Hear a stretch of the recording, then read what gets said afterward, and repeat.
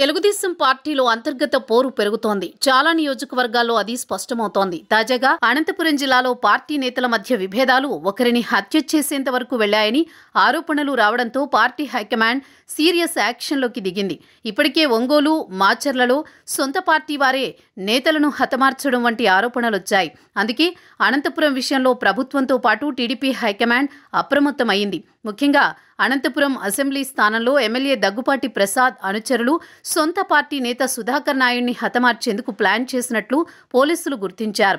Case నమోదు చేయడంతో ఈ వ్యవహారం సంచలనంగా మారింది.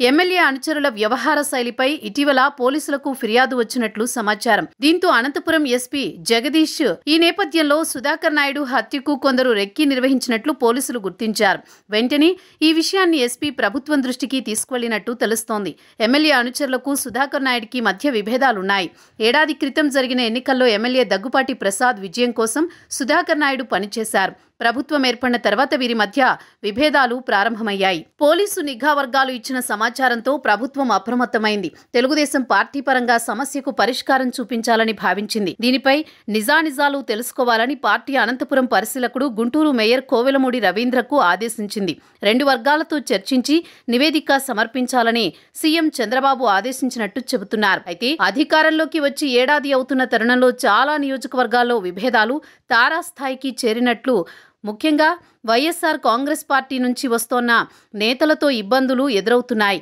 పాత క్యాడర్ను పట్టించుకోకపోవడంతో ఎక్కడికక్కడే నేతలు తిరుగుబాటు చేస్తున్నారు. అందుకే చంద్రబాబు మహానాడు వేదికగా కీలక ప్రకటన చేశారు. పార్టీ శ్రేణులు క్రమశిక్షణతో ఉండాలని కోరారు. గత అనుభవాల దృష్ట్యా అక్కడ ఎంతో జాగ్రత్తగా ఉండాలి టీడీపీ శ్రేణులు. కానీ నేరుగా ఎమ్మెల్యేలు, వారి అనుచరులు విభేదాలకు ఆజ్యం పోస్తుండటంపై హైకమాండ్ సీరియస్గా ఉంది. మరి ఎలాంటి దిద్దుబాటు చర్యలు తీసుకుంటుందో చూడాలి.